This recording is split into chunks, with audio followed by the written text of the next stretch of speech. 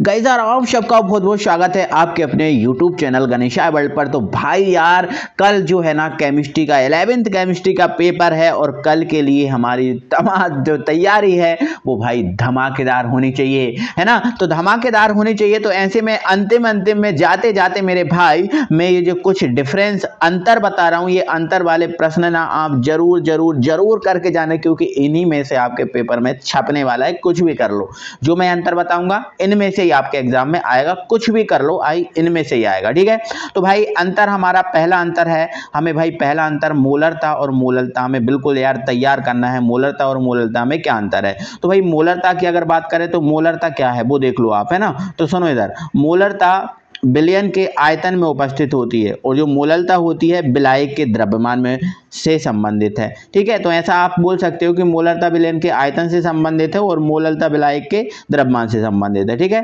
अब दूसरा पॉइंट, मोलरता ताप पर निर्भर करती है ना। आप इतना ही लिखना, मोलरता ताप पर निर्भर करती है और मोललता ताप पर निर्भर नहीं करती, बस इतना लिखना है। तीसरा पॉइंट आपको लिखना है कि भाई इसे कैपिटल एम से व्यक्त करते हैं और इसको स्मॉल एम से व्यक्त करते हैं। इतना सा यार आप कर ही सकते हो, कोई दिक्कत ही नहीं है, ठीक है। चलो अगला क्वेश्चन आपको यार बहुत ज्यादा इंपॉर्टेंट है क्वेश्चन हमारा, वो तैयार हमें क्या करना है भाई, समस्थानिक और संभारिक में अंतर। बिल्कुल भाई, एक ही तत्व के विभिन्न परमाणु जिनके परमाणु क्रमांक समान होते हैं किंतु परमाणु भार भिन्न होते हैं उसे समस्थानिक कहते हैं। लेकिन परमाणु संभारिक में क्या हो जाएगा, डिफरेंस हो जाएगा।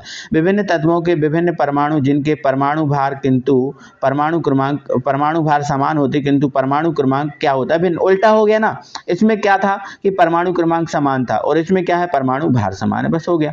नाभिक में उपस्थित प्रोटॉन की संख्या समान किंतु न्यूट्रॉन की संख्या भिन्न होती है ना। और इसमें क्या है, नाभिक में उपस्थित प्रोटॉन की संख्या तथा न्यूट्रॉन की संख्या भिन्न भिन्न होती है। इसमें क्या होती है, प्रोटॉन की संख्या समान किंतु न्यूट्रॉन की संख्या भिन्न भिन्न होती है। लेकिन इसमें क्या होता है, प्रोटॉन और न्यूट्रॉन दोनों की संख्या ही क्या होती है, अलग होती है, भिन्न होती है। इनके रासायनिक गुण में समानता होती है लेकिन इनके रासायनिक गुण में समानता नहीं होती बल्कि भिन्नता होती है, ठीक है।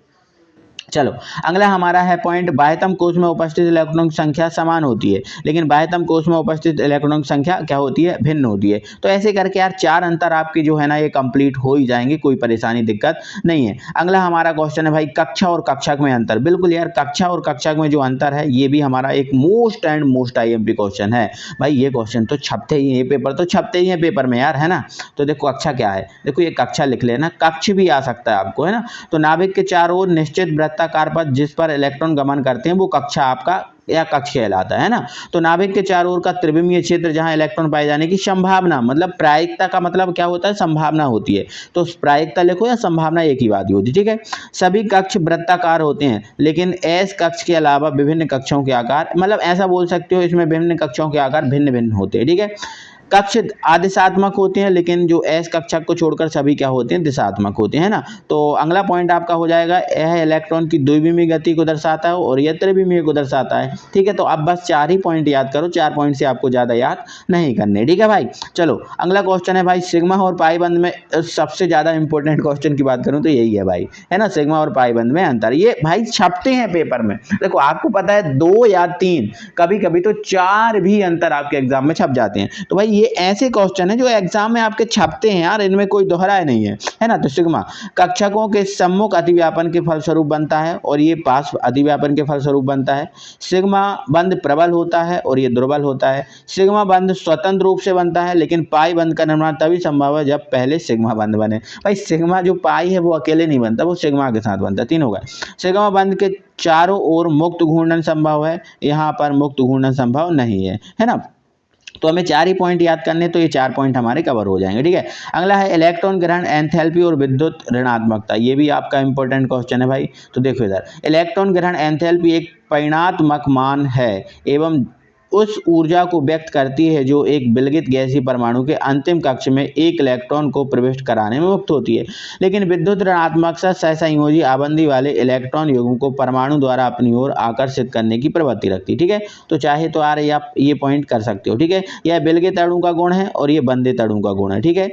यह एक अणु की इलेक्ट्रॉन ग्रहण एंथैल्पी को निरपेक्ष मान होती है और विद्युत ऋणात्मकता का मान बंध पर निर्भर करता है। परिणात्मक होने के कारण इसका मात्रक होता है और यह तत्वों के बीच आपेक्षिक होती है, इसलिए इकाई इसकी कोई इकाई नहीं होती। इसका मात्रक होता है बट इसकी कोई इकाई नहीं होती। ये थोड़ा सा डिफरेंस है ना, थोड़ा है ना, टफ भी है ये तो, है ना। तो डिफ़िकल्ट भी है, ऐसा है ना। चलो तो आगे बोले अगला क्वेश्चन यार, ये क्वेश्चन भी भाई बहुत इंपॉर्टेंट है, ये पेपर में छपेगा, है ना। विद्युत मतलब आयनिक बंध और सहसंयोजी बंध। देखो आयनिक बंध को विद्युत संयोजी बंध भी कहते हैं, तो इसमें कंफ्यूज मत होना कि भाई आयनिक है विद्युत संयोजी दोनों एक ही नाम है, ठीक है। चलो पहले तो बनना की बात करते हैं। इलेक्ट्रॉनों के स्थानांतरण के फलस्वरूप बनता है और ये इलेक्ट्रॉनों के साझे के फलस्वरूप बनता है, ठीक है। भौतिक अवस्था, ये दृढ़ क्रिस्टलीय ठोस होते हैं, ये साधारण द्रव और गैस दोनों में हो सकते हैं, ठीक है। क्रियाशीलता, ये अत्यधिक क्रियाशील है और ये कम क्रियाशील है। विलेयता, ये जल में विलेय हैं और जल में अविलेय। 4 ही करना है यार, बस 4 पॉइंट से हमें ज़्यादा नहीं करना है, ठीक है। तो हमें 4 पॉइंट ना बहुत अच्छे से कंप्लीट कर लेना है, ठीक है ना। चलो अगले क्वेश्चन पे बात करेंगे। अगला है भाई ऑक्सीकरण संयोजकता और ऑक्सीकरण संख्या और संयोजकता। तो भाई ऑक्सीकरण अवस्था और संयोजकता हम पढ़ते हैं, बट इसमें डिफरेंस क्या है वो देखना है। तो यह वह संख्या है जो किसी आयन पर उपस्थित आवेश को दर्शाती है, लेकिन इलेक्ट्रॉनों की संख्या वह संख्या जिसे कोई दान करता है या ग्रहण करता है। मतलब ये केवल संख्यात्मक मान है, जो संयोजकता है वो केवल क्या है, संख्यात्मक मान है, लेकिन इसमें आयन बताना पड़ता है हमें, प्लस या माइनस है वो बताना पड़ता है, ठीक है। ऑक्सीकरण संख्या धनात्मक या ऋणात्मक दोनों होती है, बट ये संयोजकता धन या ऋण आवेश रहित होती है, मतलब इसमें धन और ऋण आवेश का कोई मतलब नहीं रहता, ठीक है। जैसे किसी ने 2 इलेक्ट्रॉन दान किए तो ऑक्सीकरण अवस्था +2 हो जाएगी, लेकिन संयोजकता 2 ही होगी। जैसे किसी ने 2 इलेक्ट्रॉन ग्रहण किए तो ऑक्सीकरण अवस्था -2 होगी, लेकिन संयोजकता 2 ही होगी, ठीक है। इसका मान पूर्णांक या भिन्नात्मक भी हो सकता है, लेकिन इसका मान सदैव कैसा होता है, पूर्णांक में होता है, ठीक है। तो ऐसे करके यार आपको ये कंप्लीट करना है, ठीक है भाई। चलो अगला क्वेश्चन, ये मोस्ट इंपॉर्टेंट, ये भाई और ये ऐसे क्वेश्चन है जो प्रीवियस ईयर आ रहे हैं, कंटिन्यू ये रेगुलर जो है ना आ रहे हैं भाई, ऐसे इसमें ये बहुत इंपॉर्टेंट क्वेश्चन है। इलेक्ट्रॉन स्नेही अभिकर्मक और नाभिक स्नेही अभिकर्मक। इलेक्ट्रॉन न्यून होता है और अधिक इलेक्ट्रॉन रखते हैं, मतलब ये इलेक्ट्रॉन न्यून, इसमें बहुत कम होते हैं इलेक्ट्रॉन, ये अधिक इलेक्ट्रॉन रखते हैं, ठीक है।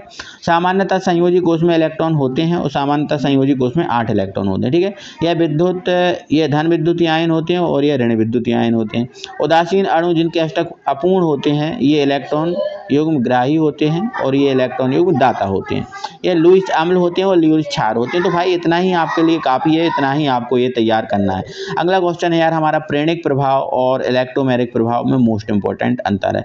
यह स्थायी प्रभाव है या अस्थायी प्रभाव है, ठीक है। यह प्रभाव सिग्मा बंध के इलेक्ट्रॉनों के विस्थापन के कारण होता है और ये पाई बंध के कारण होता है, ठीक है। तो भाई 2 अंतर हो गए हमारे। इसके अलावा हमारा तीसरा अंतर ये है कि भाई थोड़ा सा बड़ा करेंगे, थोड़ा सा बड़ा करेंगे, ठीक है। हाँ भाई, तो आंशिक धन आवेश या आंशिक ऋण आवेश से उत्पन्न होता है, और लेकिन पूर्ण धन आवेश या पूर्ण ऋण आवेश से उत्पन्न होता है। इसके कारण प्रतिस्थापन अभिक्रिया होती है, इसके कारण योगात्मक अभिक्रिया होती है। तो भाई 4 अंतर ही करना है। तो यार ऐसे करके यार जो मैंने आपको अंतर बताए हैं यार, इनको अंतर को कर लो, और इसकी PDF हम क्या करेंगे, हमारा जो टेलीग्राम है भाई, सब जानते हो ना हमारा टेलीग्राम का चैनल का नाम क्या है, GANESHAYWORLD,